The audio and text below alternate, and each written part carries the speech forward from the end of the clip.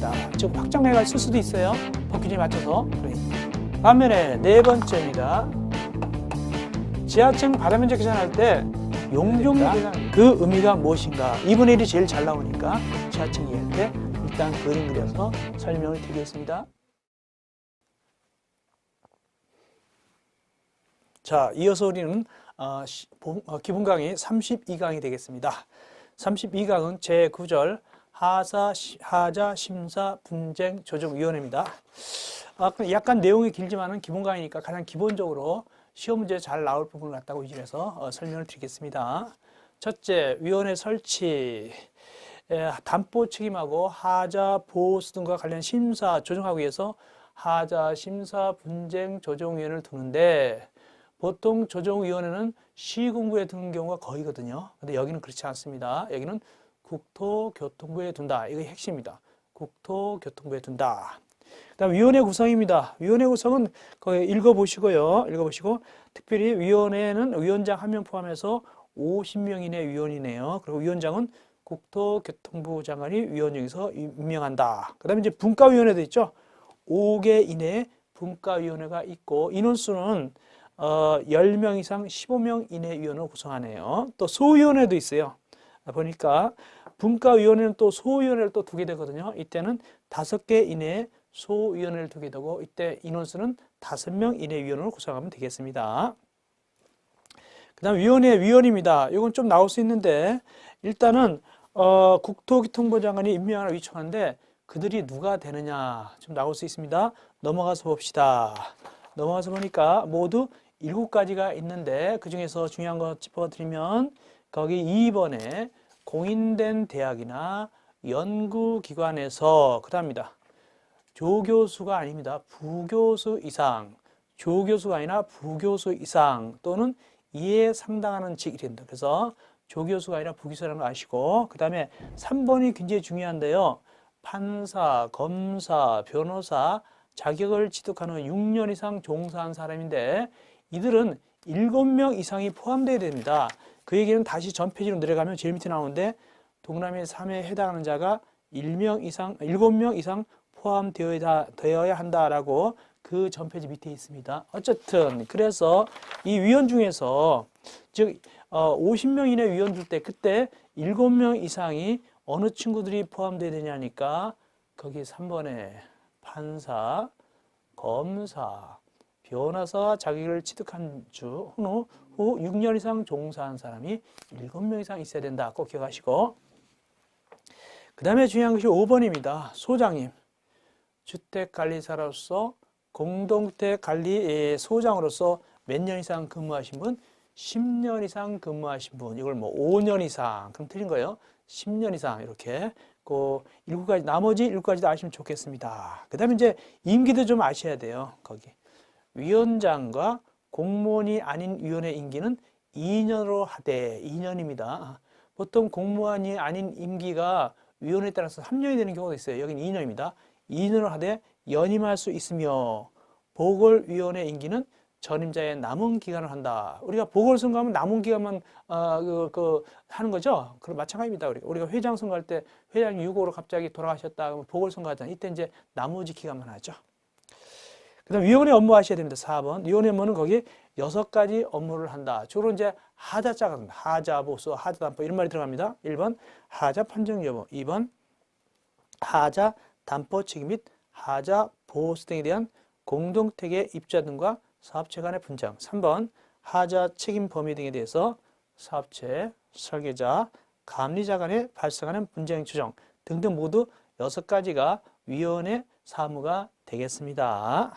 그 다음에 옆에 페이지에서 위원회 운영 회의 등이 나오는데 그건 여러분들이 참고로 그냥 읽어보시면 되겠어요. 앞에 부분이 중요합니다. 자, 이 정도 보시면 되겠고 그 다음에 이제 넘어가서 하자 심사 분쟁 조정 들어가면 되겠네요. 2번 하자 심사 분쟁의 조정.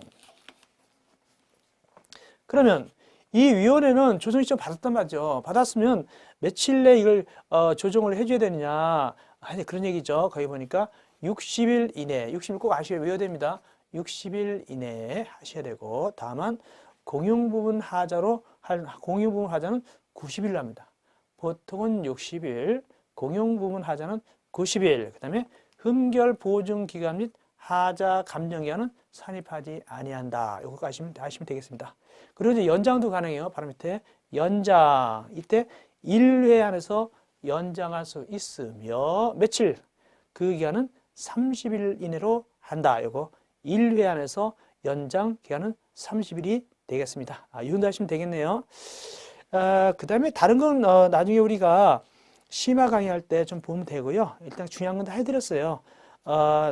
다만 거기 그 옆에 페이지 보면은 결정 봅시다. 괄호 2번 분쟁 심사 추정 결정 보면은 거기 반괄호 3번입니다. 수락 여부 통보 며칠 내 조정안을 제시받은 당사자는 그 제시받은 날부터 15일 이내에 그 수락 여부를 위원회에 통보하여야 한다. 아셔야 되겠고요. 그 다음에 가장 중요한 것입니다. 밑에 5번 조정 등의 효력, 이거 꼭 아셔야 돼요. 조정서 내용은 재판상 화해와 동일한 효력이 있다. 물론 예외가 있어요. 밑에 옆에 예외 있죠. 다만 당사자가 임의로 처분할 수 없는 사항은 대통령령으로 정하는 건 그렇지 않다. 그러나 원칙적으로 이런 건 빼놓고는 재판상 화해와 동일한 효력이 있다. 꼭 외우셔야 됩니다.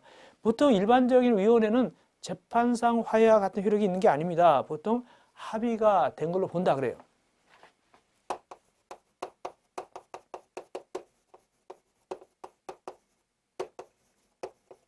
근데 여기서는 그것이 아니라 뭐라고요? 재판상 화해와 동일한 효력이 있다. 소위 말해서 대법원 판결 같은 효력이 있는 겁니다. 꼭 기억하시기 바랍니다. 예, 그 정도 하시면 되겠습니다. 이어서 이제 우리는 거기 10절 공동택 관리 분쟁 조정위원회입니다. 10절. 실제로는 이제 12절이 되겠는데, 하여튼 10절 공동택 관리 분쟁 조정위원회라고 되어 있죠. 보겠습니다. 공동주택 관리 분쟁 조정위원회. 이 공동택 관리 분쟁 조정위원회 시험 문제 잘 나오는 부분이 되겠습니다. 일단은 보통 위원회가 어디다 둔다고요? 시군구에 됩니다. 여기도 역시 시군구에 두네요. 그래서 보니까 공동택의 입주자, 사용자, 관리체, 입자 대표의 또는 리모델링 주택조합 간의 분쟁을 조정하기 위하여. 그러니까 그 주민들, 그 아파트 단지 내에서 서로 싸움나는 겁니다. 이럴 때는 시군구의 공동택 관리 분쟁 조정위원회를 갖다가 거의 갖다 조정 신청할 수 있어요. 그래서 이 공동택 관리 분쟁 조정위원회는 바로 했던 국토교통부가 아니라 시군구가 되겠습니다. 그 다음에 그 심의 조정상 잘 나오죠. 7가지 있죠. 거기 보니까 입대의 구성, 운영, 동별대표자 자격 등, 그 다음에 자치관리기구, 또 동그라미 4번 보니까 공동택, 그러니까 뭡니까? 공용부만 해당한다. 공동택의 유지, 보수, 기량인데 그것은 공용부만 해당합니다. 전유 부분에 해당 안 됩니다. 공용부만 해당한다. 전유 부분은 해당이 안 됩니다. 주의하시기 바랍니다. 나온 적 있어요. 그 다음에 리모델링, 또 층간소음 이런 거. 근데 이래서 거기 시험지 나올 땐 주로 아닌 것 물어봅니다. 분쟁 조정위원회의 심의 조정사항 아닌 것. 뭐 예를 들어서 재건축에 관한 사항. 재건축 들어있지 않죠? 또 공동택의 전유 부분에 대한 전용 부분에 대한 보수 계량 이런 건 안 들어있죠. 이렇게 아닌 것을 찾으시면 되겠습니다. 그다음 위원회 구성 봅시다. 아까 하자, 심사, 분쟁, 조정위원회 인원수가 되게 많았죠. 여기는 10명이 됩니다.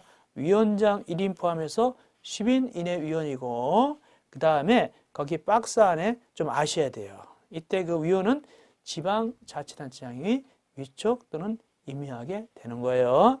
박스 안 모두 몇 가지 있습니까? 5가지가 있죠. 거기 특별히 니은에 여기는 부교수입니까? 조교수입니까? 여기는 조교수죠. 조교수. 니은 보세요. 법학, 경제학, 부동산학 해놓고 거기 보니까 조교수 이렇게 있죠.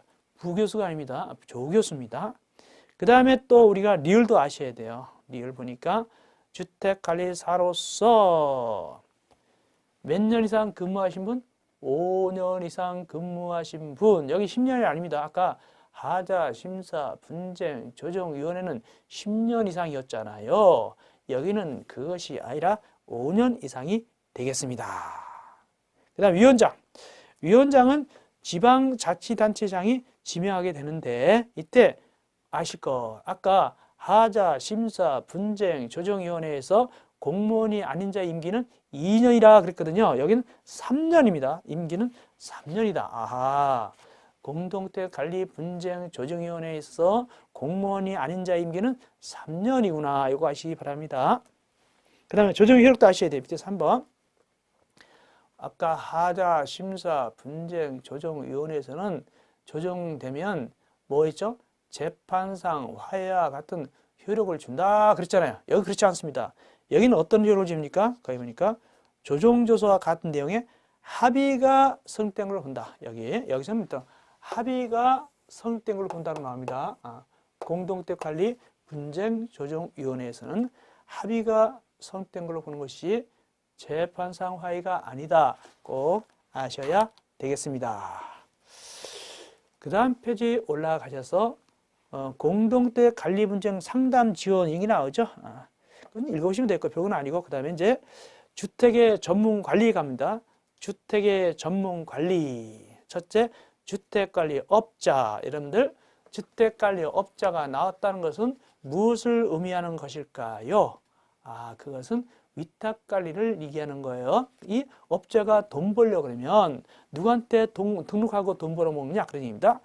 첫째, 이 주택관리업자는 의무관리일 때 이 위탁관리하게 되죠. 그래서 보니까 의무관리 대상 공동택 관리를 업으로 하는 자는 아무렇게 하는 것이 아니라 등록하고 하게 되는데 누구한테 등록하느냐? 시장, 군수, 구청장에게 등록을 하여야 합니다. 시장, 군수, 구청장한테 등록합니다. 아시고 이거 외우셔야 돼요. 시도의사 아니다. 국토교통부장은 아니다. 그다음에 등록규정입니다. 옆에 표. 여기 표가 아주 복잡해 보이는데 실무에서는 거기 뭐 기술자 같은 거 있죠. 이런 거 시설 같은 걸 해야 됩니다. 실무에서는 해야 되고 기술자 그런 거 또는 시설 같은 거. 그러나 우리 법규에서는 거기 자본금 정도 아시면 됩니다. 자본금이 몇억 이상이죠. 2억 이상 꼭 외워놓으세요. 2억 이상. 그 다음에 결격사입니다. 주택 관리업을 등록한 자가 말소됐구나. 그럼 몇 년이 지나야 됩니까? 2년이 지나야만 등록할 수 있지. 2년 지나지 아니하면 다시 등록할 수 없다. 이거 2년 꼭 기억하시면 되겠습니다. 그 다음 페이지에 넘어가셔가지고 괄호 5번 위에 괄호 5번 주택관리자 업무입니다. 거기 반괄호 1번 이거 뭐냐면 괄호 위에 5번 주택관리자 업무의 의무에서 괄호 5번 주택관리업자의 의무에서 반괄호 1번 이제 주택관리업자가 어떻게 합니까? 위탁관리 하잖아요. 그럼 이제 관리사무소장을 배치합니다. 근데 그분이 하시다가 나 그만둘래요 그랬단 말이죠. 그랬을 경우에 다시 재배치하는데 며칠 내에 재배치하느냐? 15일 체크. 15일 꼭 외우셔야 돼요. 15일 내에 새로운 주택관리사 등을 배치하여야 한다. 우리가 자치관리할 때는 며칠 내에 재배치하죠? 자치관리할 때는 30일 내에 다시 뽑게 되죠. 30일 내에 소장님 다시 뽑고 여기 위탁관리할 때는 15일 내에 다시 배치해야 됩니다. 그래서 위탁관리 15일, 자치관리 30일 꼭 외워놓으시기 바랍니다. 그 다음에 반괄호 3번입니다. 주택관리업자 지위는 이 법에 규정한 거 빼놓고는 즉 주택법 빼놓고는 민법 중 위임에 관한 규정을 정한다. 위임 꼭 외워놓으세요. 위임에 관한 규정을 정한다. 민법 중 사단법인도 아니고 사무관리도 아니고 위임입니다. 위임 꼭 기억하시기 바랍니다. 6번 주택관리업자 감독입니다. 누가 감독할까요? 그 등록을 받아준 시장, 군수, 구청장이 감독하겠죠. 그래가지고 만약에 잘못하면 행정처분을 하게 되는데 그 행정처분은 영업정지하고 또 하나 등록말소가 있습니다. 영업정지와 등록말소가 있는데 시험지에 제일 잘 나오는 거는 일단은 거기 박스 안에 밑에서 1번하고 9번입니다. 동그라미 1번 많이 나왔어요. 거짓이나 그 밖에 부정한 방법으로 등록한 경우. 밑에 9번 최근 3년간 2회 이상의 영업정지를 처음 받은 자로서 그 받은 기간을 합쳐보니까 통산해보니까 12달 12개월을 초과한 경우 이 두 가지 1번과 9번은 말소를 하여야 한다. 꼭 외우시기 바랍니다. 말소를 하여야 한다. 꼭 외우세요. 1번하고 9번입니다. 그 다음에 요번에 생긴 게 뭐냐면 2번 또는 3번입니다. 2번, 3번은 영업정지를 명하여야 한다. 영업정지를 명하여야 한다. 2번, 3번 뭔데요? 2번 부정하게 채물 또는 재산상 이익을 취득하거나 제공한 경우. 3번 장기선 충당금을 이 법에 따른 용도 외의 목적으로 사용한 경우. 이 두 가지는 영업정지를 명하여야 합니다. 새로 들어간 내용입니다. 그리고 영업정지는 1년 이내 기간이 되겠습니다. 자, 그 다음에 올라가서 처분 절차 2번. 그때 시장 등을 이렇게 이제 행정처분을 하려면 어떻게 하냐면 미리 1월 전까지 외우셔야 돼요. 1월 전까지 누구한테? 입주자 대표에 그 사실을 통보해야 됩니다. 1월 전 체크하시기 바랍니다. 그 다음에 처분의 완화는 나중에 우리가 심화할 때 보면 되고, 과징금은 좀 아시면 되겠어요. 과징금은 이렇게 하시면 됩니다. 과징금은 일단은 영업정지 사유에 해당할 때만 과징금을 부과하는 것이지 등록 말소에 해당할 때는 과징금 부과가 아닙니다. 영업정지 사유만 과징금 부과다.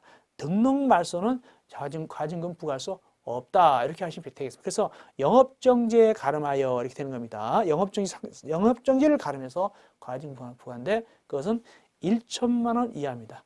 1천만 원 이하 1천만 원 이하가 되겠습니다. 그 정도 하시면 되겠네요.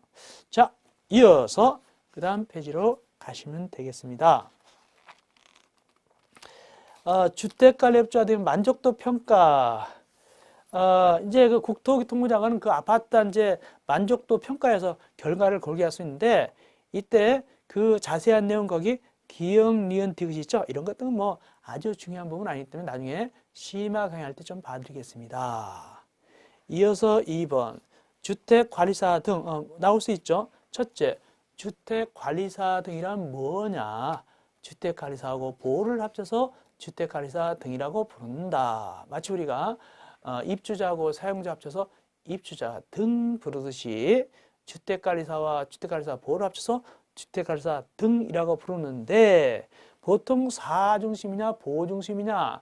보통 사중심으로 나갑니다. 어쨌든 보부터 봅시다. 보호가 되려면 시험 합격이 됩니다. 보호가 되려면 시험 합격이 된다. 국토교통부장이 시행하는 시험 합격하고, 그 다음에 시도의사가 발행하는 합격 증서를 받으면 됩니다. 대도시는 대도시장한테 받으면 됩니다. 다만 이 국토교통부장의 시험을 갖다가 산업인력공단에다가 위탁하죠. 그 다음에 주택관리사입니다. 주택관리사는 어떻게 되느냐? 주택관리사는 일단 시험에 합격하고 경력을 쌓아야 됩니다. 그래서 합격증서 받고 그다음에 실무 경력이 있어야 되는데, 도대체 그 경력이 얼마 있어야 보가 떨어지고 사가 될까? 그 다음 페이지 위에 박스 안에 모두 6가지가 있는데 기본과이니까 간단하게 말씀드리면, 소장님은 3년 이상 근무하면 보가 떨어집니다. 소장님은 3년 이상 근무하면 보가 떨어지고, 그 다음에 나머지 거기 공무원이나 그 아파트 단지 내 과장님 같은 분, 회계 담당 이런 분들 직원으로서는 5년 이상입니다. 직원으로서는 5년 이상, 소장으로서는 3년 이상 지나면 보가 떨어지고 사가 되는데, 다만 직원 중에서 이 세 분은 안 쳐줍니다.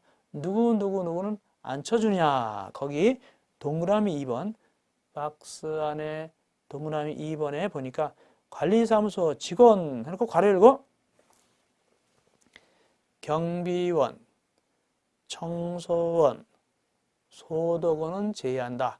이분들은 경력 안 쳐줍니다. 경비원, 청소원, 소독원은 경력을 안 쳐준다. 꼭 아시기 바랍니다. 다음 주택관리사 결격사유 아셔야 되겠죠?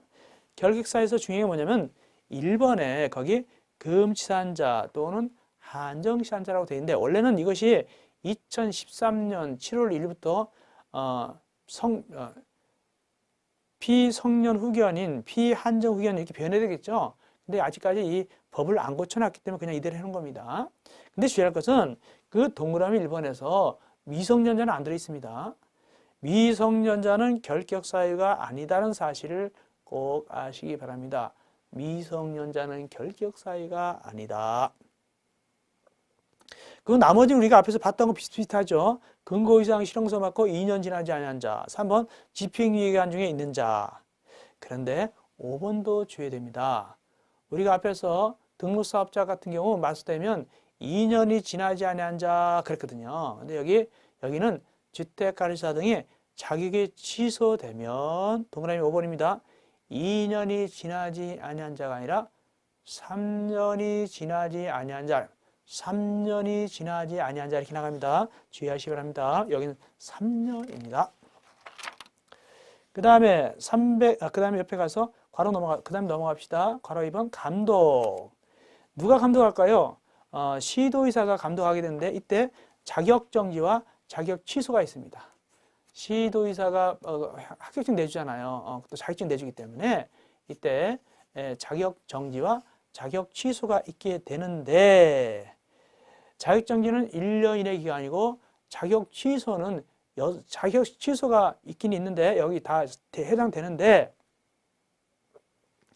이 경우에 10개 중에서 6개는 자격을 취소하여야 합니다. 자격을 취소하여야 하는데 이 자격을 취소하여야 한다.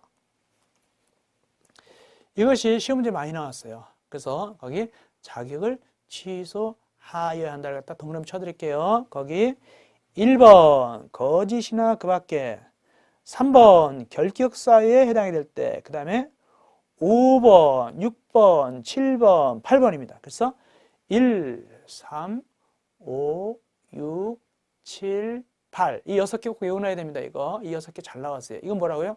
자격을 취소할 수 있답니까? 취소하여야 한답니까? 취소하여야 한답니다. 이 6개는 주의하셔요. 취소해야 된다.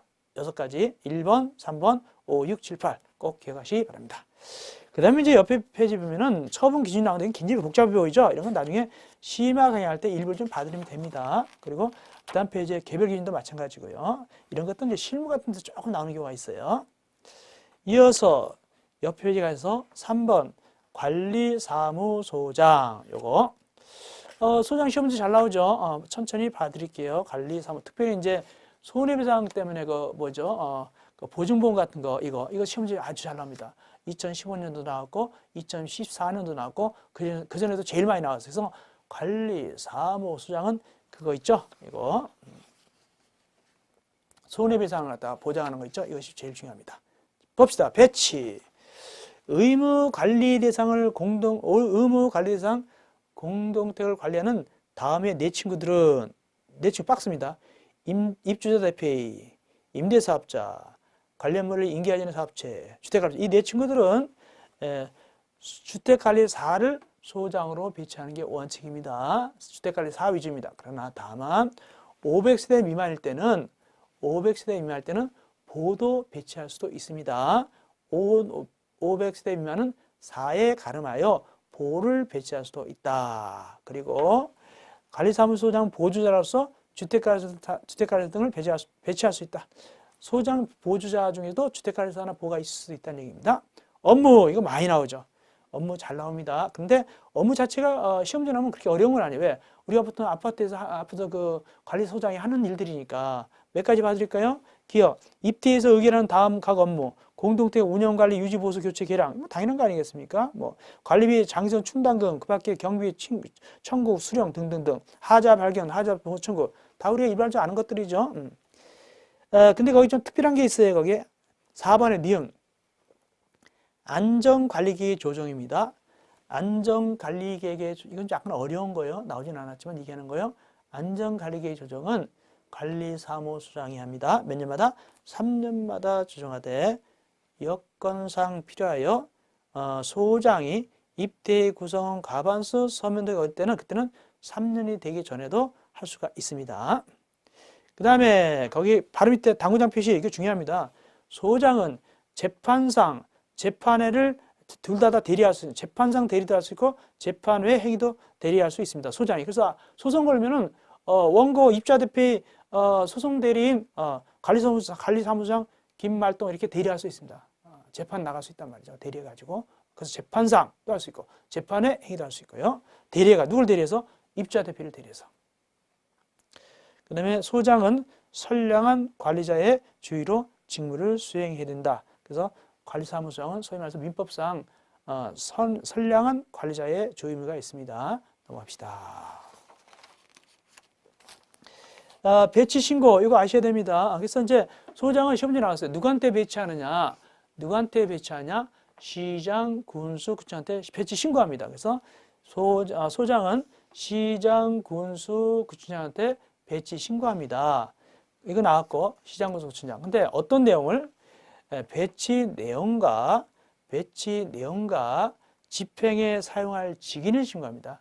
배치 내용과 집행에 사용할 직인이 신고하는데 누구한테? 시장, 군수, 구청장한테. 근데 이 신고서 제출을 위탁해놨어요. 근데 시장, 군수, 구청장이 누구한테 위탁해놨냐? 거기 주택관리사 단체에 위탁한다. 주택관리사 단체에 위탁해. 그러니까 소위 말해서 이제 우리나라 같은 경우는 대한주택관리사협회가 되겠죠. 여기도 위탁해놔서. 그래서 이제 실제로는 여기다가 신고서 내는 거예요. 며칠 내에? 거기 15일 내에 거기 위탁받은 단체에다가 제출하거라. 배치 내용과 업무에 집행할 직인을 갖다가 15일 내에 위탁받은 주택관리사단체에다가 제출하게 되는 거예요. 원래 명의 누구한테 신고하는 것이고 시장, 군수, 구청장입니다. 그리고 거기 대상 서류가 기역, 니은, 디귿, 미음 있죠? 요거 시험지에 나올 수 있어요. 5가지. 이제 이건 실제로 실무가 더 중요한데 만약에 신고하러 간다. 신고서 제출한다면 이 5가지 서류를 갖다 제출해야 되는 거예요. 한 가지 봐드릴까요? 거기 니은에 배치를 임명하는 임명장 등 사본안부, 디귿에 합격증 또는 주택관리사 자격증 사본안부 등등해서 모두 5가지를 갖다가 제출하면 되겠습니다. 그 다음에 가장 중요한 건 손해배상 책임입니다. 이거 중요하죠. 시험지에 해마다 나와요. 업무를 집행하면서 고의 또는 과실로 입주자에게 재산상 손해를 입힌 경우는 그 손해를 배상할 책임이 있는데 이를 보장하기 위해서 3가지를 하게 된다. 이거 중요하죠. 첫째, 밑에 보증보험, 또 하나 공제가입, 보증보험 가입, 공제가입, 또 하나 공탁. 이 3가지 중에 하나면 됩니다. 보증보험은 보통 보험에서 하는 것이고 공제가입은 주택관리사 단체에 하는 것이고 공탁은 법원에 하게 되겠죠. 그럼 뭐가 제일 많이 나오느냐? 그 다음 페이지에 올라가서 얼마를 갖다가 공탁하고 가입하느냐 이게 중요합니다. 몇 세대의 기준입니까? 500세대의 기준해 가지고 꼭 외우셔야 됩니다. 이거 잘 나옵니다. 500세대 미만일 때는 3천만 원, 500세대 이상일 때는 5천만 원. 이거 굉장히 중요합니다. 꼭 기억하세요. 작년도 나왔고 재작년도 나왔고 500세대 미만은 3천만 원, 500세대 이상은 5천만 원 꼭 외우시기 바랍니다. 그 다음에 중요한 것이 뭐냐면 쭉 가시고요. 거기 밑에 5번 보증의 보전입니다. 주택관리사 등은 공제금, 보증보험금, 공탁금으로 손해배상할 때는 15일 내에 다시 가입하거나 부족하게 된 금액을 보전하여야 한다. 15일 내에 해야 됩니다. 그 다음에 이제 제일 6번 회수제한. 이것도 나온 적이 있는데 뭐냐면 공탁했어요. 공탁했는데 법원에 공탁했죠. 근데 이분이 나 그만둘래요. 그랬으면 그러면 공탁금을 금방 찾아갈 수 있냐? 이게 소위 말해서 공탁법상 공탁물 회수 청권인데 이 회수 청권을 금방 행사를 못한다는 얘기입니다. 공탁했으면 나 그만둡니다 하고 내일 주느냐? 안 줘요. 몇 년 내는 찾아가지 못하느냐? 몇 년 내는 찾아가지 못하냐? 이게 중요한데 그 다음 페이지 제일 위에 보니까 3년 이내는 회수할 수 없다. 3년 이내는 회수할 수 없다. 굉장히 중요합니다. 3년 이내는 회수할 수 없다. 이거 꼭 아시고. 그 다음에 교육. 4번 교육은 가끔 나올 때가 있어요. 교육도 가끔 나올 때가 있다. 그래서 봐드리면 이렇습니다. 교육입니다.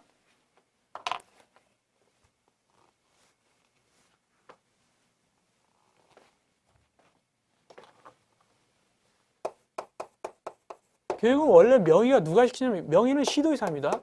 시도지사가 시키되 그 다음에 이걸 또 위탁해줍니다. 그래서 교육 수탁기관한테 맡깁니다. 그래서 실제로 이제 교육 수탁기관에서 하게 됩니다.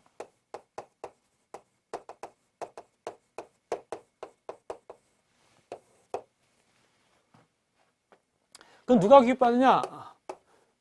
두 가지 친구들이 받습니다. 주택관리업자하고 또 하나 관리사무소장.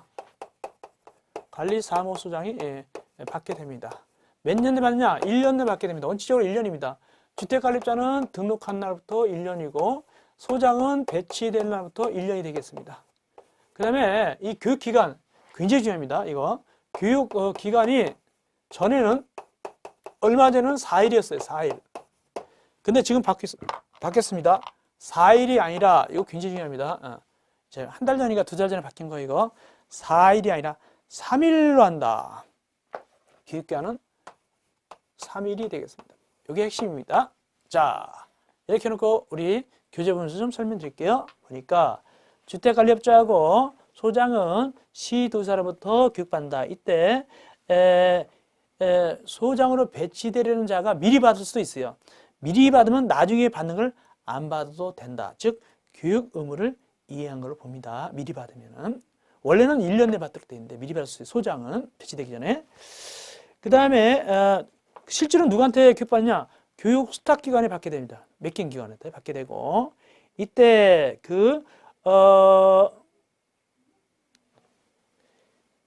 거기 교육기간 며칠이라고요? 3일입니다. 교육기간은 3일이 되겠습니다. 교육기간은 3일입니다. 이제 4일이 아니라 3일이다. 하루 잘라졌어요. 중요하고요. 그 다음에 언제 받느냐? 거기 주택관리업자는 등록한 날부터 1년 내에 받는 게 원칙이고 소장님은 배치된 날로부터 1년 내에 받는 것이 원칙이다. 다만 이 소장님은 배치되기 전에 미리 받을 수도 있다. 그러면 이거 안 받아도 괜찮다. 다음 보수교육. 보수교육 뭐냐면 배치되기 5년 이내에는 자격증은 있는데 배치되기 5년 이내는 경력이 없어요. 일을 다 까먹었다는 얘기죠. 그때는 보수교육 받아야 됩니다. 그런 얘기입니다. 그래서 거기 보니까 배치 예정일부터 직전 5년 이내 관리사무소장 등등등 임직으로서 종사경력이 없는 경우는 보수교육을 이수해야 된다. 그런 의미입니다. 이렇게 보수교육 이수하면 나중에 또 1년 내에 받느냐? 안 받아도 괜찮아요. 이수한 걸로 본다. 이해한 걸로 본다. 그런 뜻입니다. 이 보수교육도 역시 그 다음 페이지 올라가 보니까 교육기간은 3일이 되겠습니다. 3일로 합니다. 교육기간은 3일로 한다. 전에는 4일인데 3일이 되겠습니다. 이 정도 하시면 되겠습니다. 이어서 교육 지침, 정기교육과 내용 이런 건 나중에 우리가 시험하게 할 때 좀 보면 됩니다. 이어서 제6장 주택자금. 주택자금은 한 문제 나올 수도 있고 안 나올 수도 있습니다. 이 부분은. 그래서 나오면 한 문제, 혹시 안 나올 수도 있고요. 좀 봐드릴게요. 내용이 좀 짧기 때문에. 첫째, 주택상한사채입니다. 1절, 주택상한사채. 발행권자 누굴까? 한국토지주택공사와 등록사업자가 발행하는구나. 절차, 이들이 발행하려면 미리 국토교통부 장관 승인을 받아야 합니다. 그런데 이 박스는 뭐냐면 등록사업자만 관련된 얘기입니다. 등록사업자는 죄송합니다. 이 박스는 사업계획 승인 국토교통부 장관한테 승인받을 때 서류입니다. 참고로 읽어보시면 됩니다. 별건 아닙니다. 중요한 건 뭐냐면 넘어가서 봐야 됩니다. 중요한 것은 등록사업자가 발행할 때 조건이 굉장히 중요합니다. 이것이 이분이 핵심인데 그 다음 페이지 보니까 나오죠. 그 다음 페이지 보니까 나오죠. 괄호 3 등록사업자의 발행 요건이 나오죠. 등록사업자는 자본금, 자산평가액 등등등 기준에 맞고 금융기관 또는 주택도시보증공사에 보증받은 경우만 주택상한사채를 발행할 수 있어요. 이런 조건이 있어요. 그리고 박스 안에 조건을 갖다 성취해야 돼요. 첫째 뭐냐? 1. 등록사업자는 다음 요건을 갖춰야 된다.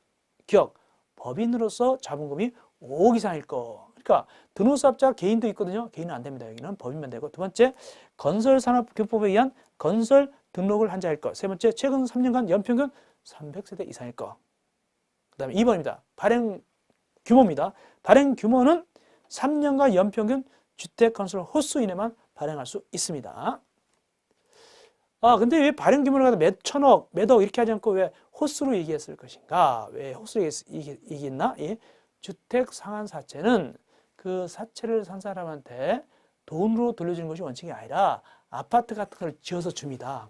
사채 샀어요? 그래, 아파트 한 채 이렇게 준다는 얘기입니다. 그게 원칙이에요. 그러나 그 사채 산 사람이 나는 요즘 아파트 싫어요. 뭐 종합부동산도 나오고 아주 골치 아프니까 그냥 돈 주세요. 그럼 돈 줄 수도 있어요. 발행 방법, 기명증권 이름이 적힙니다. 그리고 액면 또는 할인 방법으로 발행합니다. 기명입니다. 그리고 액면 또는 할인. 기명이기 때문에 함부로 사채를 돌릴 수가 없어요. 이게 사채가 넘어가면 아파트 한 채가 넘어가나 똑같아요. 그렇기 때문에 함부로 못 돌립니다. 그 다음에 거기에 별거 넣고 그 다음 페이지 옆으로 갑시다. 옆 페이지입니다. 2번 양도 및 상환 등. 그래서 원칙적으로 주택 상환 사채는 양도하거나 중도해갈 수가 없어요. 왜? 잘못하면 이게 이제 아파트가 한 채 왔다 갔다 하기 때문에.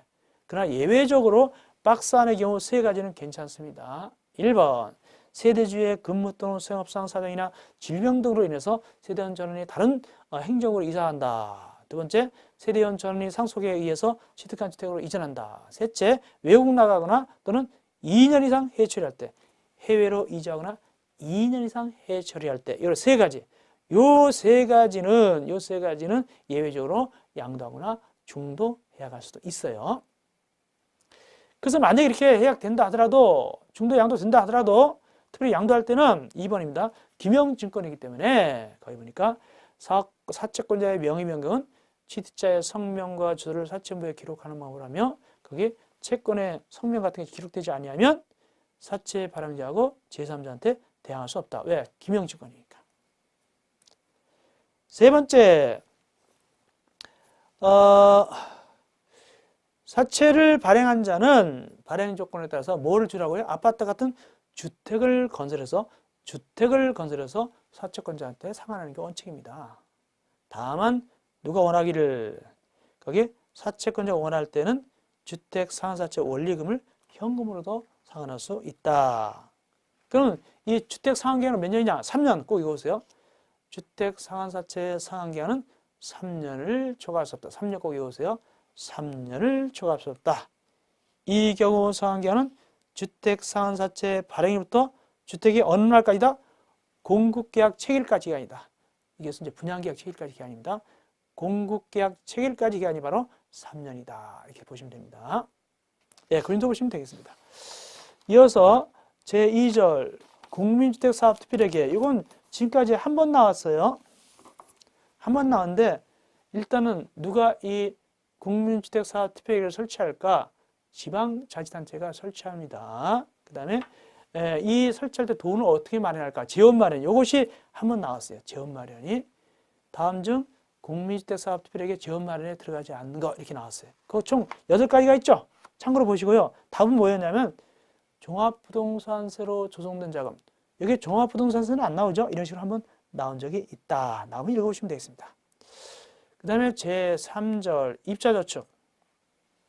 우리가 청약통장 얘기하는 겁니다. 청약통장 입자저축인데 저는 4가지가 있었는데 지금은 이 법에서 얘기하기를 입자저축 그럼 뭐만 얘기하냐면 딱 하나만 얘기합니다.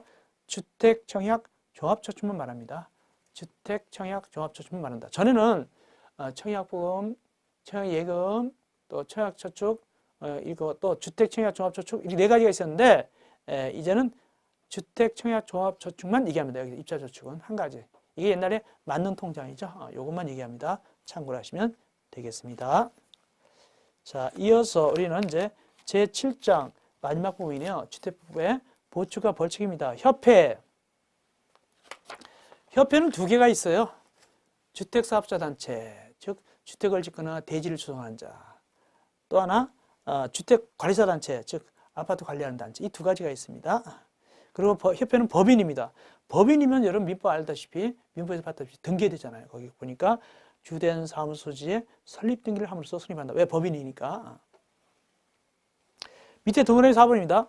협회에 관해서는 이 법에 규정한 것 외에는 민법 중 사단법인에 관한 규정을 취한다. 주의할 것은 이 협회는 민법상 사단법인은 아닙니다. 그러나 이제 규정만 빌려다 쓴단 말이죠. 민법 중 사단법인에 관한 규정을 준용합니다. 그래서 이 협회가 민법 중 사단법인이다 그러면 틀려요. 그 규정만 빌렸습니다. 사단법인에 관한 규정을 준용한다. 그 다음에 이 협회 만들면 인가받습니다. 우리가 민법 총칙에서 법인할 때는 주무관청에 허가받잖아요. 주무관청 허가받는다 그러죠. 그래가지고 등기해서 설립하게 되는데 여기는 인가받습니다. 허가가 아니라 누구한테 인가받는다? 얘가 보니까 국토교통부 장관의 인가를 받습니다. 가지고 거기 이제 발기인 나오는 걸 읽어보시면 되고. 그다음에 공제사업. 이 공제사업이 뭐냐면 아까 소장님이 500세대 미만, 500세대 이상 해가지고 3천만 원 그런 거 있었잖아요, 그죠? 이거 즉 500세대 미만은 3천만 원이고 500세대 이상 5천만 원 이런 거 이거 공제가입할 수 있어요. 즉 보증보험, 공제가입, 공탁 이 공제가입이 바로 여기 주택관리사단체에다 하는 겁니다. 주택관리사단체에다 하는 겁니다. 읽어보시면 되고요. 특별히 중요한 게 뭐냐면 밑에 공제 규정 중에서 박스에서 제일 밑에 동그라미 3번입니다. 책임 준비금 적립 비율 공제의 수입액의 100분의 10 이상일 거 요거 100분의 10 이상일 거. 우리가 요즘 상조회 같은 게 많이 선전 나오잖아요. 무슨 보람상제, 무슨 상제 이렇게. 그때 회원들한테 받은 거에서는 얼마 이상을 갖다가 은행에다 강제적으로 적립하도록 되어 있습니다. 여기도 마찬가지로 100분의 10 이상을 적립해놔야 됩니다. 참고로 보시면 되겠습니다. 그 다음에 제2절 쭉 넘어가도 괜찮아요. 이제 뒷부분은 이렇게 아주 중요한 건 아닌데 제2절 기타사항 정책 관련 정보의 종합관리 누가 종합관리합니까? 종합관리합니까? 정보를 국토교통부 장관 시도의사가 한다. 이 정도 하시면 되겠고요. 그 다음에 옆에 가서 권한의 위임 위탁. 여기서 이제 특별히 우리가 국토교통부 장관 누구한테 위탁하는 경우가 있냐면은 대한주택 산업인력공단에다가 시험 주택관리사 시험 위탁하는 경우 있죠. 그런 거 한번 볼까요? 꼭 나오는 건 아니지만 거기 보니까 383쪽 밑에입니다. 페이지는 안 나오고 그냥 그 옆 페이지에 보니까 2번 권한의 위임 위탁 그래가지고 국토교통부 장관 권한을 갖다가 대통령령으로 보장한 바에 따라서 일부를 시도의사 또는 국토교통부 소속기관장 위임할 수 있다. 또 밑에 보니까 거기 주택관리의 전문화, 시설물의 안전관리 및 자격검정을 목적으로 한 설립된 법인 등등등에다가 위탁할 수 있어요. 특별히 자격검정 등 목적으로 설립된 법인 산업인력공단이죠. 이런 거 주택관리사 시험 위탁하잖아요. 그게 어디 나오냐면 거기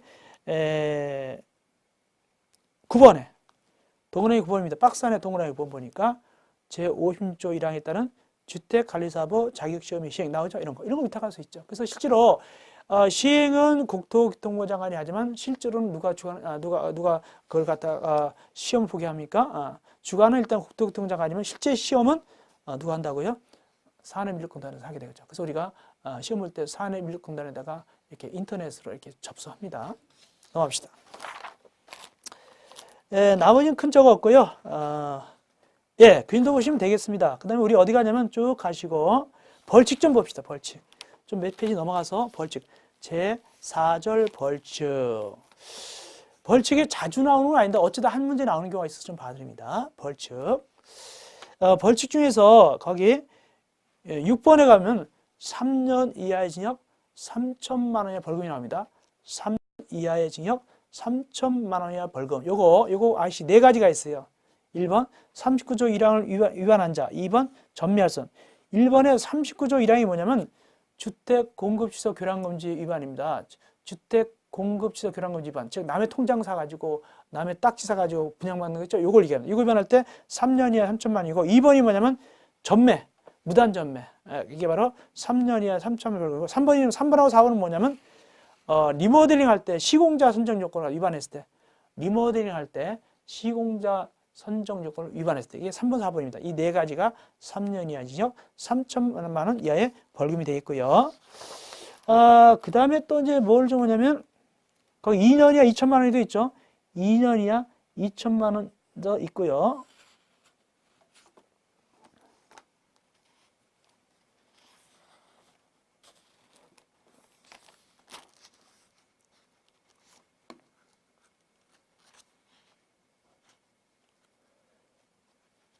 그 다음에 우리 어디로 가시냐면 쭉 가셔서 우리 또 1년 이하 1천만 원이 벌금인데 그건 참고로 보시면 되고요. 특별히 10번 봐야 됩니다. 10번. 1천만 원 이하 벌금 요거 아셔야 됩니다. 1천만 원의 벌금 두 가지가 있어요. 기술력 장비를 갖추지 않고 관리인이 한 자, 또 하나 주택관리사 등을 배치하지 않고 관리한 자, 이 두 가지가 바로 1천만 원 이하의 벌금이다 이해하시면 되고요. 이어서 행정질서벌 갑시다. 행정질서벌. 행정질서벌 2천만 원 이하 과태료 있죠. 2천만 원 이하 과태료 하나 있습니다. 하자 보수 보증을 용도의 목적으로 사용했다. 하자 보수 보증을 용도의 목적으로 사용하면 2천만 원 이하 과태료입니다. 그 다음에 1천만 원 이하 과태료 되게 많죠. 1천만 원 이하 과태료. 특별히 6번에 수립되거나 조정된 장기 손괴액에 따라서 주유소를 교체하거나 보수하지 아니한 입주자대표의 대표자. 즉 장기 손괴액에 따라서 보수 같은 거 안 한단 말이죠. 그럴 때는 그 입주자대표의 대표자가 역시 1천만 원 이하 과태료에 처하게 됩니다. 제일 많은 게 뭘까요? 500만 원 이하 과태료죠. 500만 원 이하 과태료.